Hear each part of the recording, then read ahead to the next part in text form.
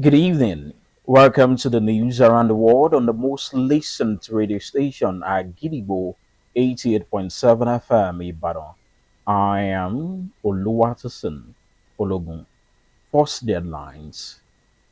Nigeria South Africa signed MOU to deepen legislative ties. OISEC seeks continuous collaboration with INEC. Sarah Ferguson's close Epstein ties scrutinized in U.S. lawmakers' letter. Trump's signature to appear on U.S. currency, ending 165-year tradition. Nigeria women's wheelchair basketball team makes history, qualifies for 2026 Commonwealth Games. Now the details.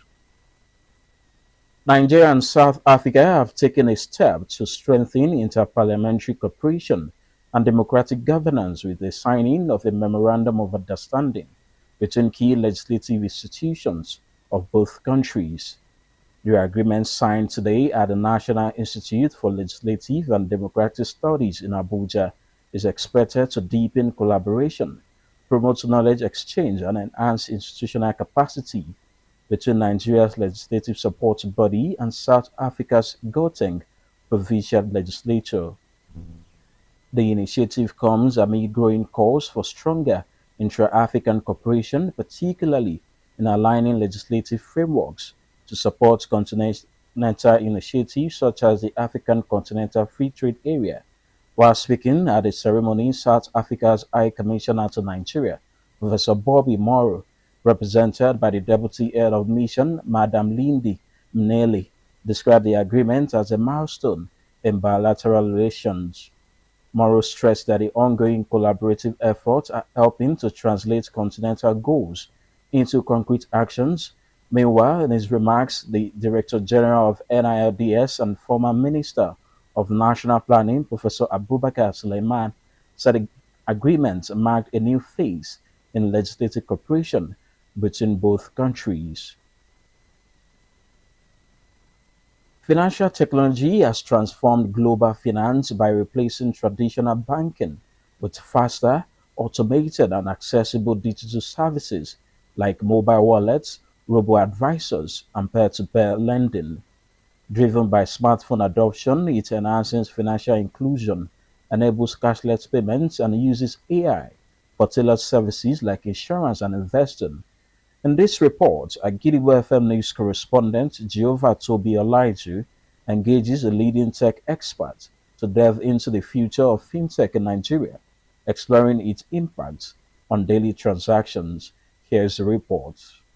So when we're talking about tech innovation in Nigeria, Nigeria is actually, one of the leading countries in Africa that has, a very excellent tech innovation culture, and by far it's like the first in West Africa. That was Mr. Ibrahim Oredola, a renowned tech specialist who has been part of those bringing technological innovation in Lagos and Oyo to the world. Because the Nigerian market is actually, so large, and we have a lot of startups, entrepreneurs, constantly innovating, pushing products out there, solving problems around. So as a matter of fact, I think in 2024, Nigeria raised about $2 billion dollars in investment. It is no news that with technological advancement in every aspect of human life, day-to-day stress has been simplified, from teaching to school assignments, transportation to agriculture, data gathering to media, banking and finance. We all feel the grasp of technology affecting every angle of human life. This brings us to the focus of this report: financial technology, also known as fintech, which is one of the major technologies that has changed the world of money transactions over the last 20 years. Fintech is basically using tech to make financial services more accessible, efficient, and affordable. Suffice it to say that the fusion of finance and tech has created a new ways to pay, invest, borrow, and manage money. So when next you hear about mobile payments, online lending, crypto, and more, they are simply ways technology has helped increase access to financial services. However, it's no news that change is constant. just as technology continues to advance daily with new innovations, recalling how we moved from black and white television to LED and smart TV. Experts are now professing a new future in financial technology. An expert in this field, Mr. Oredola, shared insights in this regard. As we adapt to this new era, fintech raises questions. What's next for commercial banks? Will tech glitches bite us? Are there regulations in place? And how will everyday people get on board? Okay, when we're talking about the future of fintech in Nigeria, we are talking about a country that is one of the most sophisticated when it comes to payment technology in the world, really. Even though we have innovation in other sectors too, right? But because the concentration is actually on fintechs, they might be neglected. And then we're talking about the future of fintechs in Nigeria. Of course, virtually everybody today has a payment app. If you're not using one, you're using the other, right? So you want to transfer money out, you want to receive money, you want to do that, you want to everything is just at the tip of your finger. Future of fintechs, we are looking at the application of AI into fintechs. So which means that you don't in the future, probably in a couple of years now, you won't have to be saying that, oh, you are typing number. Tune in next week for more on fintech. We'll dive deeper and bring you the answers you need. Jehovah Tobi, Olaiju, Agidigbo FM News. The Oyo State Independent Electoral Commission (OISEC) has called for continuous collaboration with the Independent National Electoral Commission (INEC) to enhance the credibility, transparency, and efficiency of electoral processes in the forthcoming local government elections across the state. The ISEC chairman, Dr. Hafiz Adeniyi, while speaking during the visit to the INEC headquarters in Ibadan, said that the visit became necessary for ISEC to notify the leadership of INEC officially of the new election date and solicit support for the effective conduct of local government elections. Dr. Adeni noted that the law clearly outlines INEC's supportive role to state electoral commissions, stressing the need for sustained collaboration to achieve the desired outcomes in the forthcoming local government elections.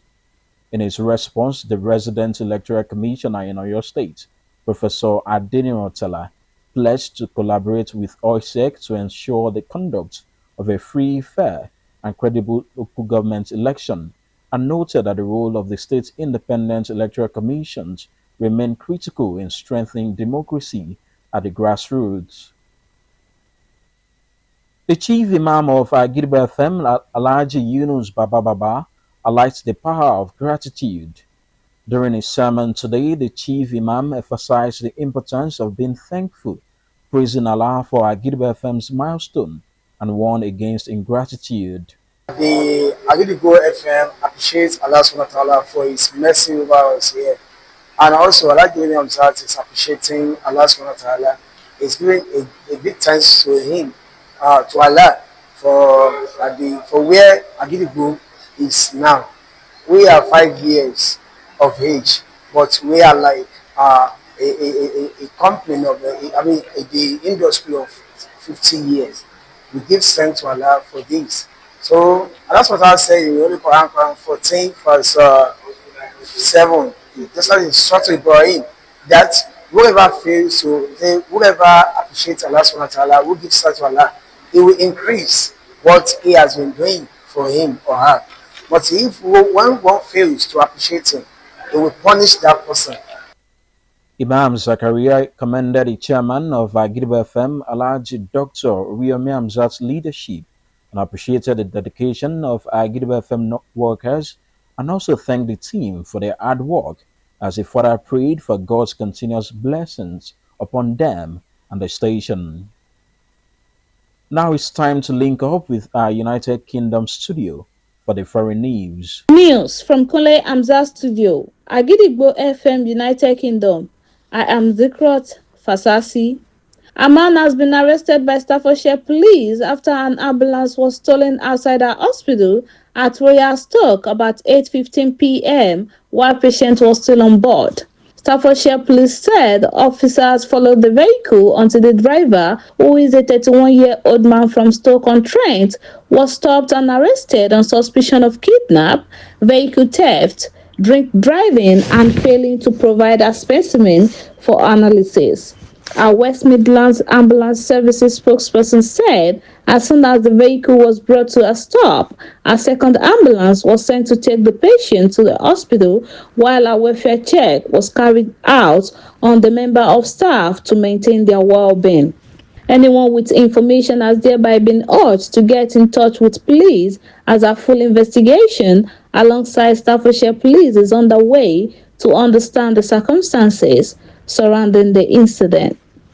U.S. lawmakers has made a direct plea to Sarah Ferguson to testify about her close personal and business ties to Jeffrey Epstein. Congressman Suhas Subramanian told Agidigbo Crew, United Kingdom, that he now believes Sarah had information related to the investigation and should give testimony to the committee about her ex-husband Andrew Mountbatten Windsor's involvement in Epstein's operations. Congressman Subramanian has thereby urged Sarah to provide information to the U.S. Congressional Committee investigating the late sex offender and also for any knowledge she had of her ex-husband, Andrew. His cause was also echoed by Democratic Congresswoman Melanie Stansbury, who also encouraged anyone with information of wrongdoing by Epstein and his associates to cooperate in order to ensure justice for the survivors. And that is the news from Kole Amza Studio. Agidigbo FM, United Kingdom. I am Zikrot Fasasi. Welcome back. We shall also be moving to our Maryland studio, United States, for more foreign news. News from Kule Amzat Studio, Gidigbo FM, United States. I am Oluwatosin Ologun. U.S. paper currency will bear President Donald Trump's signature starting this summer, the first time a sitting president has signed American money, according to the Treasury Department. The redesigned notes, planned to mark the 258th anniversary of American independence, will also, for the first time in 165 years, drop the signature of the U.S. Treasurer, who reports to the Treasury Secretary and oversees the Bureau of Engraving and Printing, the U.S. Mint, and other Treasury functions. The first $100 bills with Trump's signature and that of U.S. Treasury Secretary Scott Bessent will be printed in June, followed by other bills in subsequent months. The signature change is the latest effort by the Trump administration and its allies to put the president's name on buildings, institutions, government programs, warships, and coins.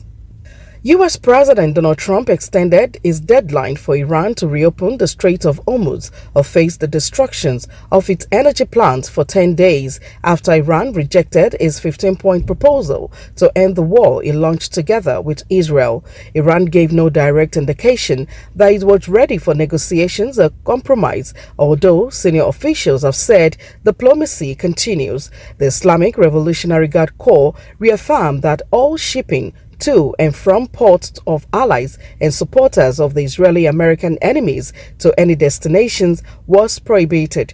It also urged civilians across the Middle East, where it has already attacked countries hosting U.S. bases, to vacate areas near U.S. bases, according to Iran's Mehr news agency.